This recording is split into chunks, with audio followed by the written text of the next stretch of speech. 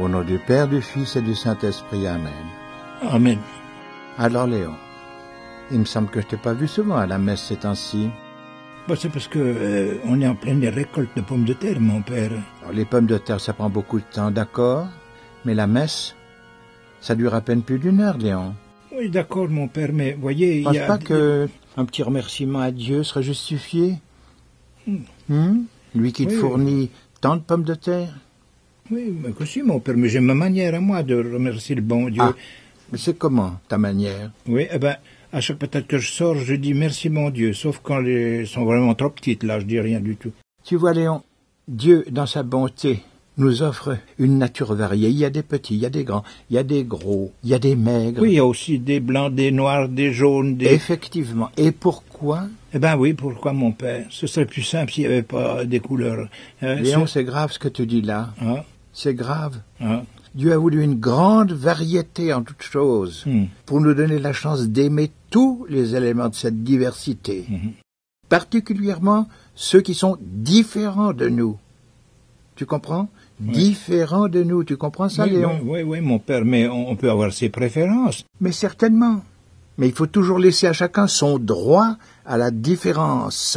Son droit à la différence. Oui, mais il y a des cas où c'est difficile, mon père. Par exemple, avec le fromage, moi, je préfère le rouge, mais avec les rillettes, je préfère le blanc. C'est différent. Oui, écoute, Léon, sortons des problèmes à caractère culinaire et restons dans ce qui concerne nos rapports humains, n'est-ce pas? Ah, ben là aussi, mon père, entre Julien le facteur, par exemple, et Antoine le garagiste, moi, je préfère Julien. Bon, ça c'est naturel de pouvoir choisir.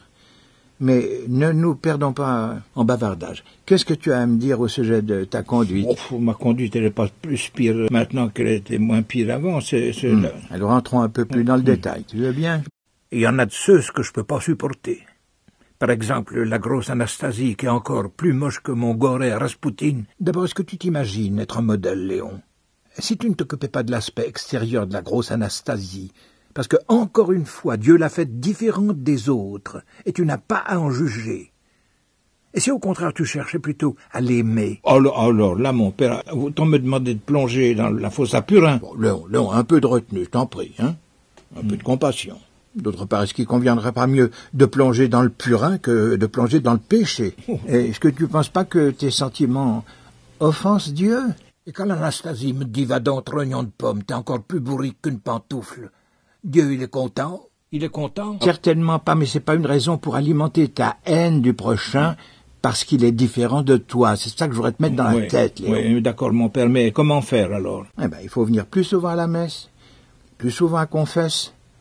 Et puis, demander au Seigneur de t'aider. Oui, demandez au Seigneur. Puis, qui me dit qu'il m'écoutera, le Seigneur? Vous pourriez pas faire ça pour moi, vous, mon père? Bon, ben nous allons voir ça ensemble. Mais en attendant, dis-moi combien d'autres fautes tu as à te reprocher. Ben, l'autre soir, j'ai vu un albinoche à la télévision. Un albinoche. Un gars tout blanc avec des cheveux blancs, des cils blancs, des yeux rouges. Un albinos. Eh oui, ben, c'est ce que je vous disais, mon père. Bon, et alors? Alors, j'ai trouvé ça horrible. Je me suis dit que si je rencontrais un type comme ça, je m'arrangerais pour l'obliger à sauter l'Anastasie. Ils iraient bien ensemble, ces deux. Tu me fais désespérer, je me demande si tu n'es pas ensorcelé, Léon. Je vais t'envoyer à mon collègue, le curé de Saran-sur-Fignol. C'est un très bon exorciste. Il va te libérer de tes vilains sentiments. Ah non, mon père, alors je veux pas avoir affaire au curé de Saran-sur-Fignol. Non. Il est venu une fois pour exorciser ma tantine Louise. Ça lui a coûté un sacré paquet à la Louise.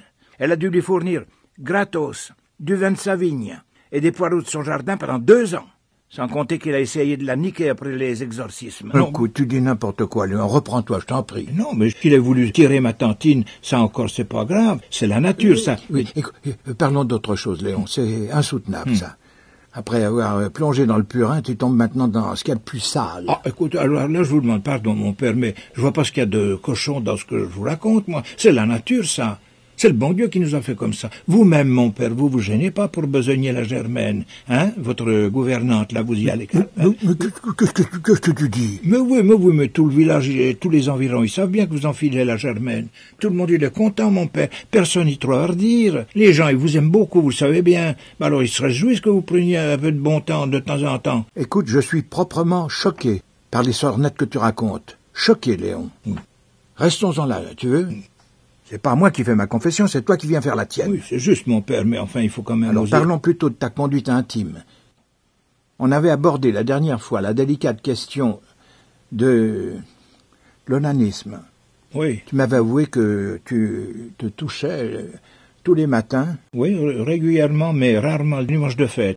Et je t'avais rendu attentif au fait que cette pratique est non seulement pécheresse, mais qu'elle peut nuire à ta santé et à ta personnalité d'homme en tant que créature de Dieu. Eh ben, mon père, depuis vos recommandations, moi j'ai ralenti la pratique à 3 fois par semaine, mais je vois pas que ça a changé grand-chose. Hein.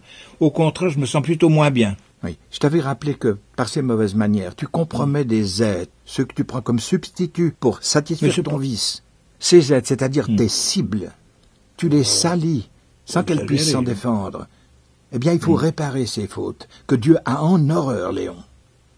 Nous allons prier ensemble pour toutes ces victimes, en demandant au Seigneur de les purifier de tes atteintes morales. Dis-moi leur nom, Léon, pour que l'on puisse mieux cerner notre intercession. Alors, Léon, des noms? Ben, il y en a pas tant que ça. Tant mieux. Mais si peu soient-elles ces victimes, eh bien, il faut les nommer, Léon. Alors? Eh ben... La belle Dinette? Hein? La femme de boulanger? Non, pas la La belle. Berthe? La jolie postière? Non. Alors, Gabi? La dangereuse Gabi, qui vend ses charmes dans le quartier du port? Non, surtout pas, là. Non. Alors qui, Léon? Un peu de courage, un peu de bonne volonté, s'il te plaît. Le facteur. Pardon? Julien, le facteur. Léon, ne me dis pas que... Ben oui, mon père, ben oui. Et je vous demanderai de m'aimer encore plus parce que je suis différent des autres, voyez? C'est le bon Dieu qui m'a voulu comme ça. Je fais partie de sa diversité, mon père.